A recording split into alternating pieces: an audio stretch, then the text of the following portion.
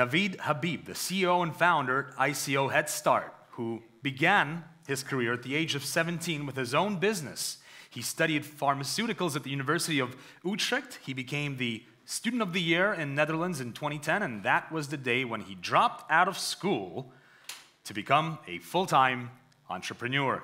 Yes, he is the owner of 8 businesses, and he has a very interesting project to talk about. Please welcome, to your warm applause, Nawid Habib.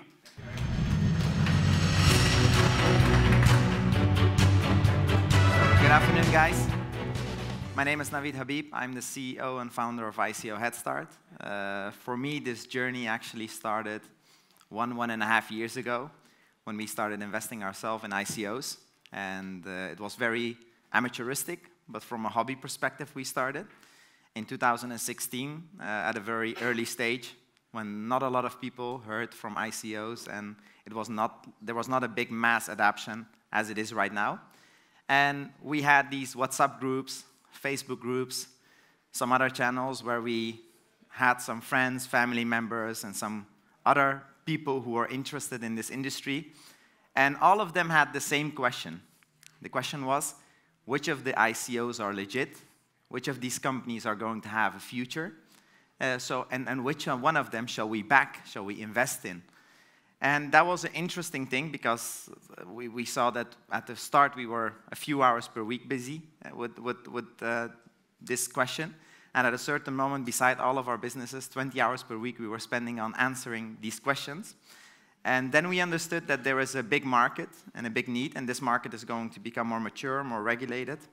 And there is a need to answer this question in a more professional way.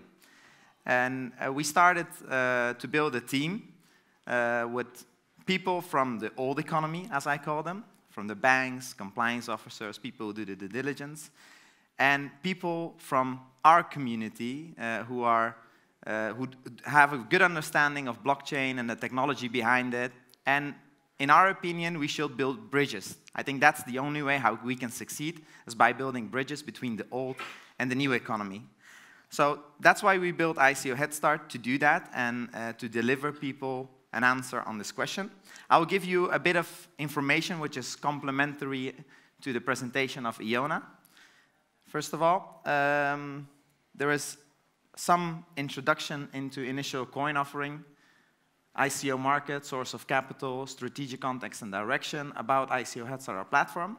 But the most important thing actually today is how can we contribute to help Liberland make successful ICO, because that's the reason actually why we are here today, because we were invited by Vid. Thank you very much for inviting us to this event, Mr. President, and we want to see how we can contribute to the success of this amazing project, in my opinion, because it's a once-in-a-lifetime opportunity to be able to contribute for such a project and starting up a country.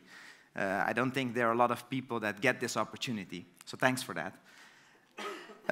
When you look at Google search trends the last 5 years, you see that when the Ethereum platform got this momentum, the word ICOs and ITOs were searched a lot, as you can see.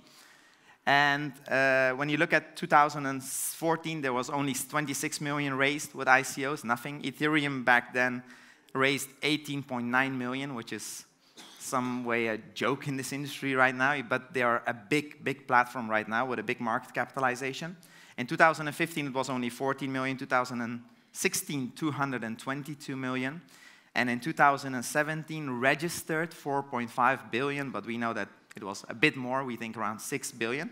That means that in 2017, somewhere around 15% of the total crowdfunding volume went into initial coin offerings. That caused that a lot of people from the old economy woke up and they understood the power of this industry. So where a lot of people think that initial coin offerings equal cryptocurrencies, that's it, that's what they think. That's not the case, because a small part of ICOs are actually, at the moment, cryptocurrencies. If you look at 2014, the majority of ICOs were from core tech and cloud.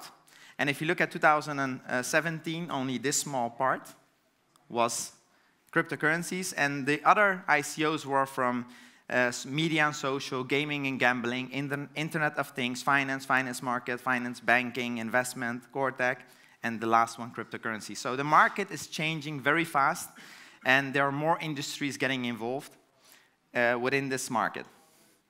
And besides my neighbors, who think that they will invest €1 and that €1 will buy them a Lambo next year, there are also a lot of bigger parties such as mining pools, exchanges, funds and traders of currencies, initial coin and initial token offering investors who are specialized in that industry.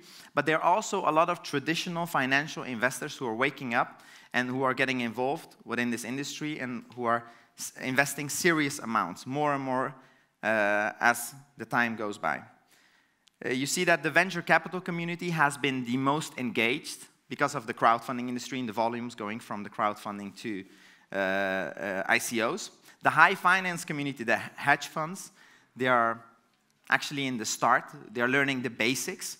A year ago, I sat down with the owner of a hedge fund, and I started about ICOs. He said, yeah, I know them. And 5 minutes later, I understood this guy knows nothing about ICOs. He just wanted to learn from me because they are there to learn. You see also that banks at the moment, they are very afraid of getting involved in ICOs, but they really want to learn. So they want to see how they can contribute to get the data and to learn. And the retail demand is bubbling through. We think that at the end of 2018, starting 2019, the retail will also get into the ICOs. As always, you see that the users, the employees, and the community members are the most engaged, and they adapt very fast to the speed of the ecosystem.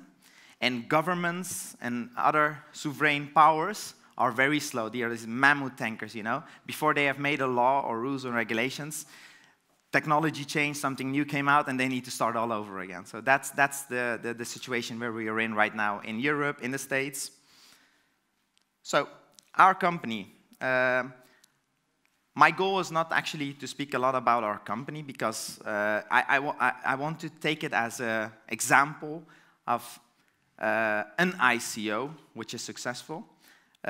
We did a pre-sale where we raised a lot of money, and we are now in our ICO. At the moment, we raised $11.6 million, 8.8 through angel investors, and the rest with community members, backers. It's very important to understand that in the start of 2017, if you started an ICO, the majority of money came from community members, so smaller investors who were contributing. And now you see a shift that you need to have bigger investors going in first, and then community members will follow, or smaller investors will follow. That's the case at the moment. Our platform does something unique. That's why I like the speech of the gentleman a few minutes ago. We ask 0% fees, and that's kind of unique. We don't ask fees on the funds raised. If you look at Kickstarter, they ask 16%, average loan rate is 11%, peer-to-peer is 9%, and we build an ecosystem where we don't ask fees on the funds raised. So our goal is to make that ICO successful. So where do we earn our money? I'll explain that a bit later on. So you can get access to the safest ICO proposals because we spend hundreds of hours in doing research, screening, selecting, and certifying these ICOs. Why do we do that? Because we want our community members to make a more educated choice. At the moment, 95% of the people are not reading a white paper. And the 5% that do read a white paper, it's a marketing paper, and they don't understand what they read because it's like a smoke curtain for people to invest, of course. And my friend Gideon, who's standing there, he came up with the term of the black paper. So every company should have a black paper instead of a white paper, and let people understand what the company is really about, a real business plan. We combine the wisdom of the crowd together with the expertise of our community. So that fits actually the philosophy of voting power and the crowd, the decentralization. And our economy is based on our token, the moat. So these are our unique selling points. And this is our economy, where we have on the one side, we have projects. On the other side, we have the community members. What we do is we select, screen, and certify these projects. We give them a seal of approval, and that seal of approval is actually a summary on which we explain our community members on which basis these projects are listed. There are 3 tiers, and we have an escrow account in place. We have a token contract in place. That means our business model is on the token contract. We need to make the project successful, and that project needs to bring value to their token, and then we can earn money on the tokens. So we don't take a fee up front and then use the spaghetti method, as a lot of other platforms do, and say, okay, this is, we just throw a few projects to the wall, and what sticks, and I will take my percentage, and what happens post-ICO, we don't care, because we are not responsible for that. We really take the responsibility. I think this industry can only become more mature if we empower each other, and all of us take responsibility. That's very important, a responsibility to have the right projects getting to the investors, because that's what it's all about. If more and more people are going to lose money, and more scams and more projects which will not deliver up to their promises will get the money, for sure this industry will be a threat, and for sure there will be bans, and for sure it will not have a good future. So that is our ecosystem. And on the other side, we have people who invest their Ether and Bitcoin on our platform, and they get MOTE, the mother of all tokens, our token in return. And we use 80% of the profit we make with the project tokens to buy back our token, or exchange back our token from the exchanges. That's how we deliver value to our community members. And when our community members buy our token, they get voting right to vote which of these projects need to get the funding.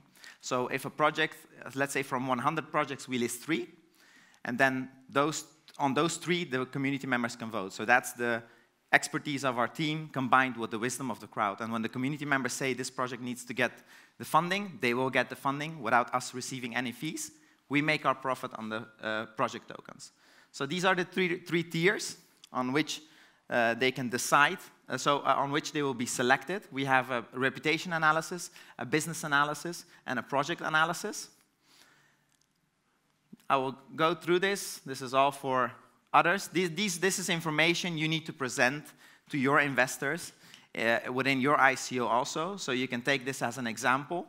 You need to have the GDP of your token. You need to understand what the value will be of your company. On that basis, you will make, of course, a certain amount of tokens, or circulate a certain amount of tokens. And this is how we allocate our funds, and how we allocate also, or how we distribute our tokens. This is our team. We have 20 core people working for our company, and a lot more who are doing it part-time. These are our partners. We work with a company such as Viron IT. Nawid, yes? Nawid, your time is, we are very locked in time. I'd appreciate if we can slowly but surely wrap it up. 12 minutes, it says. No, so, time's up. Oh, okay, I see 12 minutes. No, the timer was right there at the bottom right-hand corner. I will go through it. So this is the last slide. So it is important for now. This was our company. Why we are here is, I have a message. We had a lot of speakers today who have a lot of influence on the market, a lot of big companies.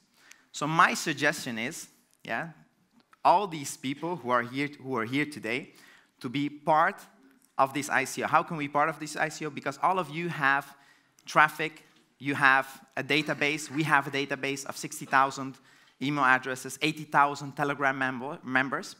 And instead of spending money on Facebook and other advertising channels and wasting a lot of money, which could contribute to the better good of Liberland, I would suggest to work together, all of us, our company and others, to empower Liberland and to see with all of the data we have, with all of the traffic we have, with all of the users we have through all our platforms, how we can make Liberland, the ICO of Liberland, to a success. So that's why we are here. I think we should empower each other and see to make this a success. Thank you very much.